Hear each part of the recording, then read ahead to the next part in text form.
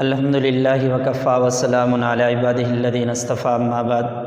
Dear student, السلام علیکم ورحمۃ اللہ وبرکاتہ۔ اسلامیات کلاس دوہم لیکچر نمبر 17 ہے۔ سورہ احزاب چل رہی تھی۔ سورہ احزاب کی آیت نمبر 59 سے آج ہم نے ترجمہ شروع کرنا ہے، اور ساتھ ایک حدیث ہے، حدیث نمبر 9۔ تو آئیے شروع کرتے ہیں سورہ احزاب کی آیت سے۔ اعوذ باللہ من الشیطان الرجیم، بسم اللہ الرحمن الرحیم۔ یا ایھا النبی قل لازواجک و بناتک و نساء المؤمنین یدنین علیہن من جلابیبہن۔ اے پیغمبر صلی اللہ علیہ وسلم، یا ایھا النبی، اے نبی صلی اللہ علیہ وسلم، یا اے پیغمبر صلی اللہ علیہ وسلم، قل لازواجک و بناتک، اپنی بیویوں اور بیٹیوں سے کہہ دیں، وَنِسَاءِ الْمُؤْمِنِينَ، دوسری مسلمان عورتوں سے کہہ دیں، یُدْنِینَ عَلَیہنَّ مِن جَلَابِیبِہِنَّ، یہ کہ نیچے کر لیا کرے اپنی چادر کو اپنے منہ پر۔ کیوں؟ ذَلِکَ أَدْنَىٰ أَن يُعْرَفْنَ، یہ امر اس وجہ سے کہ یہ ان کی شناخت کا، پہچان کا ذریعہ ہے۔ فَلَا يُؤْذَيْنَ، پس ان کو کوئی ایذا نہ دے۔ وَكَانَ اللَّهُ غَفُورًا رَحِيمًا، اور اللہ بخشنے والا مہربان ہے۔ آپ دیکھیں اس آیت کے اندر اللہ رب العزت پردے کے احکام کے متعلق بتا رہے ہیں۔ پیغمبر صلی اللہ علیہ وسلم کو کہا جا رہا ہے کہ اپنی بیویوں سے بھی کہہ دیں، اپنی بیٹیوں سے بھی کہہ دیں، وَنِسَاءِ الْمُؤْمِنِينَ، اور تمام مسلمان عورتوں سے۔ جیسے پیغمبر کی بیویوں کو حکم تھا، آپ کی بیٹیوں کو حکم تھا، یا دوسری مسلمان عورتوں کو، وہی حکم ہم پر بھی لاگو ہوتے ہیں، ہمارے گھر کے اندر بھی لاگو ہوتے ہیں۔ تو جب پیغمبر کی بیوی کو کہا جا رہا ہے، پیغمبر کو خود کہا جا رہا ہے کہ اپنی بیویوں سے کہیں، کہ اپنی بیویوں سے بھی، بیٹیوں سے بھی اور مسلمان عورتوں سے، کہ اپنی چادر کو اپنے چہرے پر لٹکا لیا کریں تاکہ پردہ کر دیں۔ کیوں؟ ذَلِکَ أَدْنَىٰ أَن يُعْرَفْنَ، یہ امر اس وجہ سے ہے، ان کی شناخت کا ذریعہ ہوگا، پہچان کا ذریعہ ہوگا کہ مسلمان عورتیں ہیں، تاکہ ان کو کوئی ایذا نہ دے، کوئی تکلیف نہ دے۔ فرمایا وَكَانَ اللَّهُ غَفُورًا رَحِيمًا، اللہ بخشنے والا، رحم کرنے والا ہے۔ دیکھیں، یا ایھا النبی، اے پیغمبر صلی اللہ علیہ وسلم، قل لازواجک، اپنی بیویوں سے کہہ دیں، وبناتک، اور اپنی بیٹیوں سے کہہ دیں، ونساء المؤمنین، اور مومنین مسلمان عورتوں سے کہہ دیں، یدنین، نیچے کر لیا کریں، علیہن من جلابیبہن، اپنی چادروں کو اپنے چہروں پر۔ کیا ہے؟ نیچے کر لیا کریں اپنی چادروں کو اپنے چہروں پر۔ کیوں؟ ذَلِکَ أَدْنَىٰ أَن يُعْرَفْنَ، یہ امر اس وجہ سے تاکہ وہ ان کی شناخت کا ذریعہ ہو، ان کی پہچان کا، یہ امر اس وجہ سے تاکہ ان کی پہچان ہو۔ فَلَا يُؤْذَيْنَ، پس انہیں کوئی ایذا نہ دے۔ وَكَانَ اللَّهُ غَفُورًا رَحِيمًا، اور اللہ بخشنے والا، رحم کرنے والا ہے۔ آگے لَئِن لَّمْ يَنْتَهِ الْمُنَافِقُونَ، اگر یہ باز نہ آئے منافق لوگ، وَالَّذِينَ فِي قُلُوبِهِم مَّرَضٌ، اور وہ لوگ جن کے دلوں میں مرض ہے، یعنی اگر منافق لوگ اور وہ لوگ جن کے دلوں میں مرض ہے وہ باز نہ آئے، تو وَالْمُرْجِفُونَ فِي الْمَدِينَةِ، اور وہ لوگ جو مدینے میں بری بری خبریں پھیلاتے ہیں، لَنُغْرِيَنَّكَ بِهِمْ، ہم آپ کو ان کے پیچھے لگا دیں گے، ثُمَّ لَا يُجَاوِرُونَكَ فِيهَا، پھر وہ آپ کے پڑوس میں نہیں رہ سکیں گے، إِلَّا قَلِيلًا، مگر تھوڑا عرصہ۔ کیا کہا؟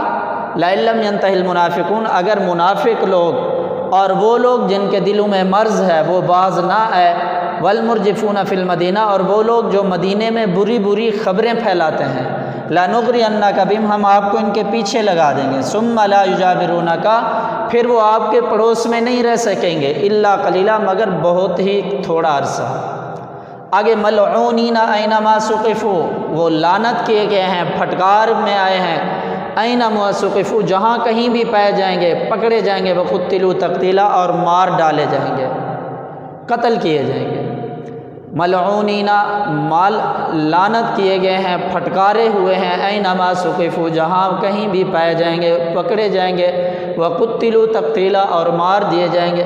سنت اللہ فی الذین، اللہ کا یہی طریقہ رہا ہے، یہی دستور رہا ہے ان لوگوں کے بارے میں جو پہلے گزرے، ان لوگوں میں خلو من قبل، جو پہلے گزر چکے۔ ولن تجد لسنت اللہ تبدیلا، اور نہیں پائے گا تو اللہ کے دستور میں، اللہ کے طریقے میں کوئی تغیر و تبدل۔ یعنی اللہ رب العزت جس طرح پہلے ان کے ساتھ طریقہ تھا وہی طریقہ ہوگا، اور ان کے اندر کوئی تغیر و تبدل نہیں ہوگا۔ دوبارہ دیکھیں، یا ایھا النبی، اے پیغمبر صلی اللہ علیہ وسلم، قل لازواجک، اپنی بیویوں سے کہہ دیں، و بناتک، اپنی بیٹیوں سے کہہ دیں، و نساء المؤمنین، اور مومن عورتوں سے، مسلمان عورتوں سے کہہ دیں، یدنین علیہن من جلابیبہن، کہ نیچے کر لیا کریں اپنی چادر کو اپنے منہ پر، یعنی پردہ کر لیا کریں۔ ذالک ادنیٰ ان یعرفن، یہ امر اس وجہ سے کہ وہ ان کی شناخت کا، پہچان کا ذریعہ ہو۔ فلا یؤذین، پس ان کو کوئی ایذا نہ دے۔ وکان اللہ غفور الرحیم، اللہ بخشنے والا، رحم کرنے والا ہے۔ لئن لم ینتہی المنافقون، اگر منافق اور وہ لوگ جن کے دلوں میں مرض ہے وہ باز نہ آئے، والمرجفون فی المدینہ، اور وہ لوگ جو کیا کرتے ہیں مدینہ میں، شہر میں بری بری خبریں پھیلاتے ہیں، لنغرینک بہم، ہم آپ کو ان کے پیچھے لگا دیں گے، ثم لا یجاورونک فیہا، پھر وہ نہیں رہ سکیں گے آپ کے پڑوس میں مگر بہت ہی کم عرصہ، ملعونین، وہ لعنت کے گئے، پھٹکارے ہوئے ہیں، اینما ثقفوا، جہاں کہیں بھی پائے جائیں گے پکڑے جائیں گے، وقتلوا تقتیلا، اور مار ڈالے جائیں گے۔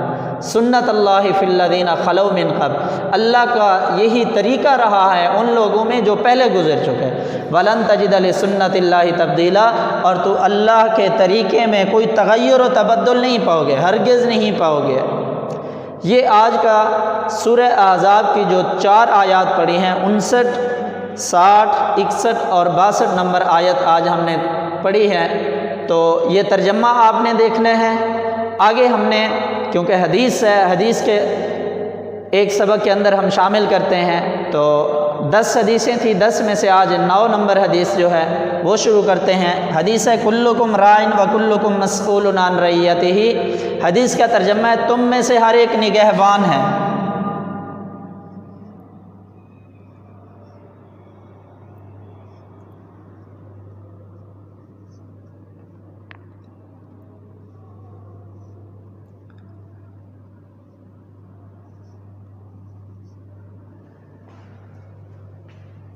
تم میں سے ہر ایک نگہبان ہے،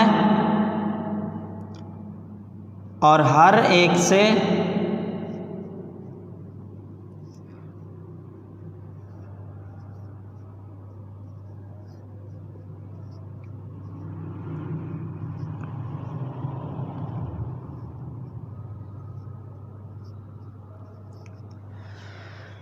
کلکم راعٍ، تم میں سے ہر ایک نگہبان ہے، وکلکم مسئول، اور تم میں سے ہر ایک سے سوال کیا جائے گا، عن رعیتہ، اس کے رعیت کے بارے میں سوال کیا جائے گا، پوچھا جائے گا۔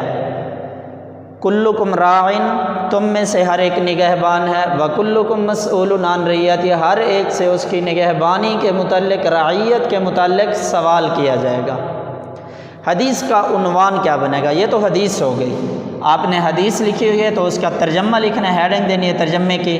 یہاں تو میں نے ویسے ہی لکھ دیا، تم میں سے ہر ایک نگہبان ہے، اور ہر ایک سے اس کی رعیت کے بارے میں پوچھا جائے گا، ہر ایک اپنی رعیت کے بارے میں جواب دہ ہوگا۔ حدیث کا عنوان، آپ صلی اللہ علیہ وسلم نے حاکم اور محکوم کے لیے ایک بنیادی اصول بیان فرمایا ہے۔ آپ صلی اللہ علیہ وسلم نے حاکم اور محکوم کے لیے ایک بنیادی اصول بیان فرمایا ہے۔ وہ بنیادی اصول حدیث کی تشریح قرآن سے، یہ جو ہم نے حدیث پڑھی کلکم راعٍ وکلکم مسئول عن رعیتہ، کہ ایک جگہ آپ اللہ رب العزت ارشاد فرماتے ہیں کہ پھر قیامت کے دن تم سب سے اللہ کی نعمتوں کے بارے میں پوچھا جائے گا، یعنی جتنے بھی ہو تم سب سے اللہ نے جو نعمتیں عطا کی ہیں ان کے بارے میں سوال کیا جائے گا، ان کے بارے میں آپ سے پوچھا جائے گا۔ پھر قیامت کے دن تم سب سے اللہ کی نعمتوں کے بارے میں پوچھا جائے گا، اس کے بارے میں سوال کیا جائے گا، آپ جواب دہ ہوں گے۔ ایک اور جگہ فرمایا، اے نبی آپ اپنی امت کو نماز کا حکم دے اور خود بھی اس پر کار بند رہیں، یعنی پیغمبر صلی اللہ علیہ وسلم کو کہا جا رہا ہے کہ اپنی امت کو نماز کے بارے میں کہو اور خود بھی اس پر کار بند رہو۔ ویسے دیکھا جائے تو رسول اللہ صلی اللہ علیہ وسلم کا یہی طریقہ رہا ہے، سب سے پہلے اپنی زندگی میں لائے، اس پر کار بند ہوئے، آگے لوگوں کو پھر اس کا حکم دیا۔ تو یہاں بھی یہی کہا، اے نبی آپ اپنی امت کو نماز کا حکم دیں اور خود بھی اس پر کار بند رہیں۔ تو پہلی کیا ہے؟ پھر قیامت کے دن تم سب سے، آیت نمبر 1 ارشاد باری تعالیٰ، پھر قیامت کے دن تم سب سے اللہ کی نعمتوں کے بارے میں پوچھا جائے گا، اللہ کی نعمتوں کے بارے میں سوال کیا جائے گا۔ دوسری جگہ ارشاد ہے، اے نبی آپ اپنی امت کو نماز کا حکم دیں، نماز کا حکم بھی دینا ہے اور اس پر آپ نے خود بھی کاربند رہنا ہے، خود بھی اس کے اندر کیا ہے؟ اپنے آپ کو کیا ہے؟ کاربند رکھنا ہے۔ حدیث کی تشریح حدیث سے ایک جگہ آپ صلی اللہ علیہ وسلم کا فرمان ہے، اے لوگو تم زندگی ایک مسافر کی طرح گزارو۔ ویسے دنیا ہی مسافر خانہ ہے، کتنے لوگ آئے، ہمارے اپنے آباء و اجداد کو دیکھ لو، بڑے بڑے دنیا کے اندر ہے، چلے گئے، دنیا تو ایک مسافر خانہ ہے۔ دوسری جگہ ایک فرمایا کہ ایک صحابی نے عرض کیا میرے ماتحت کوئی بھی نہیں ہے، تو کیا مجھ سے بھی سوال کیا جائے گا؟ حضور علیہ الصلوۃ والسلام نے فرمایا ہاں تجھ سے بھی سوال ہوگا، کیونکہ تیرا جسم تیرے ماتحت ہے، لہذا تجھ سے تیرے اعضاء کے بارے میں پوچھا جائے گا کہ آپ کے اعضاء آپ کے ماتحت تھے، ان کے متعلق آپ سے سوال کیا جائے گا، کیونکہ ہم نے اس حدیث کی تشریح کی ہے، تم میں سے ہر ایک نگہبان ہے، ہر ایک سے اس کی رعیت کے بارے میں پوچھا جائے گا۔ تو یہاں بھی یہی ہے کہ ایک صحابی نے عرض کیا یا رسول اللہ صلی اللہ علیہ وسلم میرے ماتحت تو کوئی نہیں ہے، تو حضور صلی اللہ علیہ وسلم سے پوچھا کیا مجھ سے بھی سوال کیا جائے گا؟ تو حضور علیہ الصلوۃ والسلام نے فرمایا ہاں آپ سے بھی سوال کیا جائے گا، آپ کے اعضاء جو ہیں وہ آپ کے ماتحت ہیں۔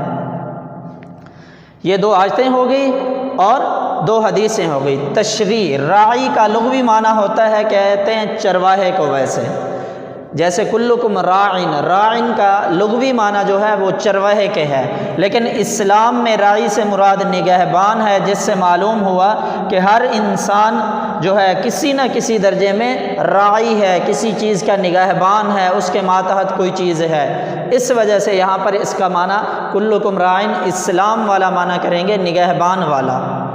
آگے راعی اور رعیت کی صورتیں دیکھیں، یعنی تم میں سے ہر ایک نگہبان ہے، اس کی رعیت کے بارے میں پوچھا جائے گا۔ آپ دیکھیں حکمران ہے تو اس کی عوام، رعیت جو بنے گی وہ عوام بنے گی، حکمران سے اس کی عوام کے بارے میں پوچھا جائے گا، کیا ان کے اندر انصاف کا بول بالا کیا تھا یا نہیں کیا تھا، ان پر ظلم و ستم کیا تھا کیا، کہ ان کے ساتھ کس طرح کا سلوک کیا تھا، یہ حاکم اور عوام کے درمیان پوچھا جائے گا۔ والد سے اس کی اولاد کے متعلق پوچھا جائے گا کہ خود نماز پڑھتے تھے، کیا اپنی اولاد کو نماز کے لیے کہا کہ نہیں کہا، اپنی اولاد کی اچھی تربیت کی یا نہیں کی، اپنی اولاد کے بارے میں آپ نے کیا کیا۔ استاد سے شاگردوں کے بارے میں سوال کیا جائے گا کہ آپ استاد تھے، آپ نے ان کی تربیت کس طرح کی، آپ نے ان کو صحیح طریقے سے جو علم دینا تھا دیا ہے کہ نہیں دیا، ان کو اچھے اخلاق سے آراستہ کیا ہے یا نہیں کیا۔ تو راعی اور رعیت کی صورتیں، حکمران سے عوام کے بارے میں پوچھا جائے گا، والدین سے اولاد کے بارے میں سوال کیا جائے گا، استاد سے شاگردوں کے بارے میں سوال کیا جائے گا، آگے فرد واحد سے اس کے اعضاء کے بارے میں پوچھا جائے گا۔ یہ تھی راعی اور رعیت کی صورتیں۔ تو ہمارا آج کا ٹاپک جو تھا یہ آیت نمبر 59 سے سورہ احزاب کی یہ 4 آیتیں ہو گئی۔ 4 آیتوں کا ترجمہ آپ نے صحیح طریقے سے اپنے پاس محفوظ کرنا ہے۔ دوسرے نمبر پہ ہم نے آج حدیث نمبر 9 پڑھی، ایک دفعہ دوبارہ دیکھ لیں ترجمہ، کلکم راعین، تم میں سے ہر ایک نگہبان ہے، وکلکم مسئول عن رعیتی، ہر ایک سے اس کی رعیت کے بارے میں پوچھا جائے گا۔ حدیث کا عنوان کیا ہے؟ آپ صلی اللہ علیہ وسلم نے حاکم اور محکوم کے لیے ایک بنیادی اصول بیان کیا ہے، ایک بنیادی طریقہ بتایا ہے۔ حدیث کی تشریح قرآن سے پہلی آیت کا ترجمہ کیا ہے؟ پھر قیامت کے دن تم سب سے اللہ کی نعمتوں کے بارے میں پوچھا جائے گا، سوال کیا جائے گا، اللہ نے جو آپ کو نعمتیں عطا کی اس کے متعلق سوال کیا جائے گا۔ دوسری آیت میں ہے اے نبی آپ اپنی امت کو نماز کا حکم دیں اور خود بھی اس پر کاربند رہیں۔ حدیث کی تشریح حدیث سے دیکھیں، آپ صلی اللہ علیہ وسلم کا فرمان ہے اے لوگو تم زندگی ایک مسافر کی طرح گزارو، کیونکہ انسان دنیا کے اندر مسافر ہے، چند روزہ زندگی ہے، اس کے بعد ہر ایک نے کل نفس ذائقۃ الموت، ہر ایک نے موت کا ذائقہ چکھنا ہے۔ تو جس طرح کہ ایک مسافر ہوتا ہے، سفر کر رہا ہے، چلتے چلاتے راستے میں ایک جگہ پر سانس لینے کے لیے چھاؤں میں بیٹھتا ہے، اس کے بعد پھر چل پڑتا ہے، تو ایک مسافر کی طرح گزارو۔ دنیا میں ہم چند روز کے لیے آئے ہیں، تو آپ کا فرمان ہے کہ اے لوگو تم زندگی ایک مسافر کی طرح گزارو۔ ایک اور جگہ پر آپ صلی اللہ علیہ وسلم سے ایک صحابی نے عرض کیا کہ میرے ماتحت تو کوئی بھی نہیں ہے، کیا مجھ سے بھی سوال کیا جائے گا؟ آپ نے فرمایا ہاں آپ سے بھی سوال ہوگا، لیکن آپ کے اعضاء و جوارے جو ہیں وہ آپ کے ماتحت ہیں۔ کس طرح ہاتھ کا استعمال کرتے تھے، زبان کا استعمال کرتے تھے، کان کا استعمال کرتے تھے، کس طرح آپ لوگوں کو تکلیف تو نہیں دیتے تھے، اس طرح آگے تشریح بتائی تھی۔ راعی کا لغوی معنی بتا دیا تھا چرواہے کے، اگر اسلام کے شریعت کے لحاظ سے اس کا معنی دیکھا جائے تو اس کا معنی بنتا ہے نگہبان سے، یعنی معلوم ہوا کہ ہر شخص کسی نہ کسی درجے میں کسی کا کیا ہے، نگہبان ہے۔ راعی اور رعیت کی صورتیں بتائی تھی، عوام حکمران سے عوام کے متعلق پوچھا جائے گا، والدین سے اولاد کے متعلق پوچھا جائے گا، استاد سے شاگردوں کے متعلق، اور فرد واحد سے اس کے اعضاء و جوارے کے متعلق سوال کیا جائے گا۔ آج کا ہمارا ٹاپک مکمل ہوا، تو انشاءاللہ کل ہم 18واں لیکچر شروع کریں گے۔ اللہ تعالی ہمیں اس پر عمل کرنے کی توفیق عطا فرمائے۔ السلام علیکم ورحمۃ اللہ وبرکاتہ۔